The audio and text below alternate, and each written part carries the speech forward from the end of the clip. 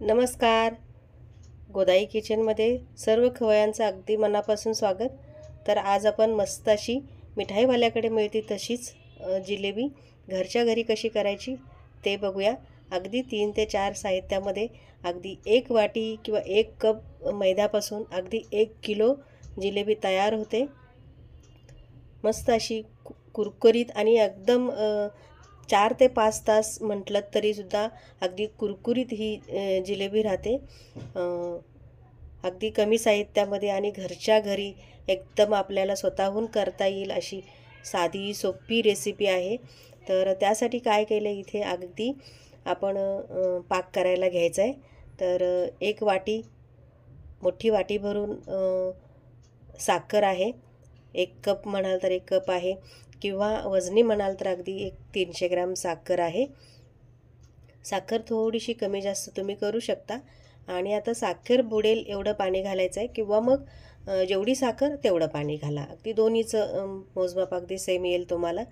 जेवढी मोजून घ्यायची, जेवढी साखर असेल तेवढंच पाणी घालायचं किंवा मग साखर बुडेल, साखर थोडीशी अशी भांड्यामध्ये पसरून घ्यायची आणि साखर बुडेल एवढंच पाणी घालायचं.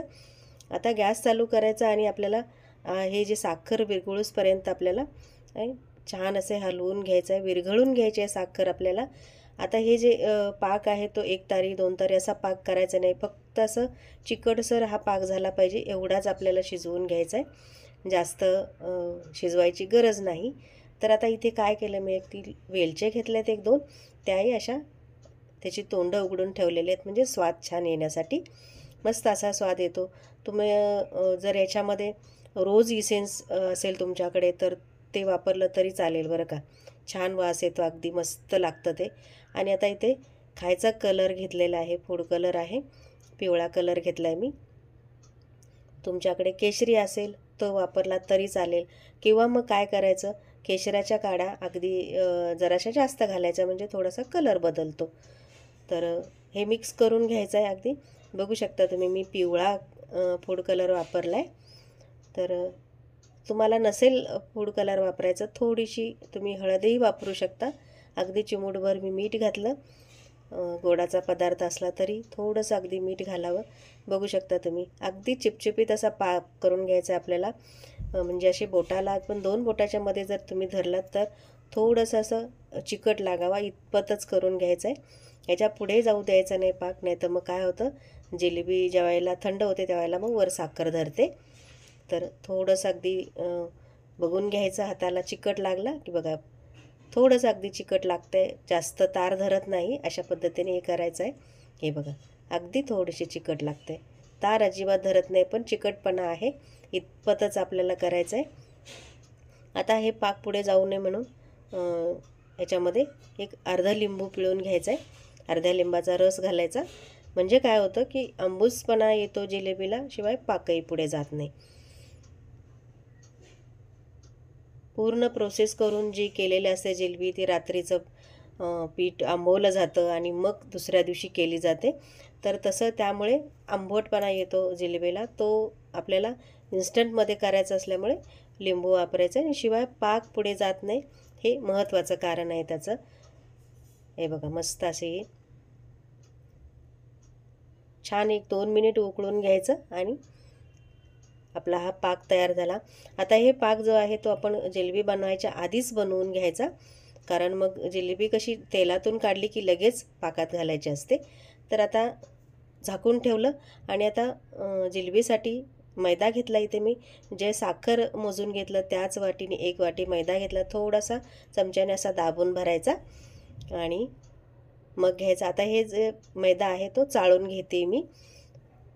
मैदा चाळल्यामुळे काय होईल, थोडासा हलका होईल आणि मग जिलेबी अगदी मस्त अशी खुसखुशीत होण्यासाठी मैदा चाळूनच घ्यायचा प्रत्येक वेळेला, म्हणजे कसं होतं हलका फुलका होऊन जातो. आता याच्यामध्ये 1 चमचा भरून तूप घातलं आहे मी, साजूक तूप आहे. आता या मैद्याला छान असं चोळून घ्यायचं आपल्याला, हाताने असं मस्त कुस्करून घ्यायचं. अगदी पूर्णपणे मैदा आहे ओलसर झाला पाहिजे इतपत आपल्याला हे करून घ्यायचं आहे. हाताने कालवून घ्यायचं सगळं. हे बघा अशा पद्धतीने हे सगळं करून घ्यायचं आहे. पाणी घालायच्या आधी मात्र हे पूर्णपणे तूप आपण मैद्याला चोळून घ्यायचं आणि मगच पाणी घालायचं. पाणी लगेच घालायची घाई करू नका, नाही तर मग तूप एका जागेला राहतं आणि पीठ वेगळं असं होत जातं. म्हणून तूप आधी पिठाला छान चोळून घ्यायचं आणि मग थोडं थोडं पाणी घालून पीठ अगदी सैलसर हे पीठ मळायचं असतं, भिजवायचं असतं खरं म्हणजे. आपण जे भज्याला जसं पीठ करतो त्याच्यापेक्षा थोडंसं आणखी पातळ करायचं. थोडं थोडं पाणी घालायचं. इथे मी एक वाटी भरून पाणी घेतलं आहे. आता पाणी किती लागतं त्याच्यावर आहे. मैदा जसा असेल तसं पाणी लागतं. 1 ते 1.5 वाटी पाणी तुम्हाला सहज लागू शकतं. तर मी पुढे दाखवते कसं बॅटर होतं आहे ते.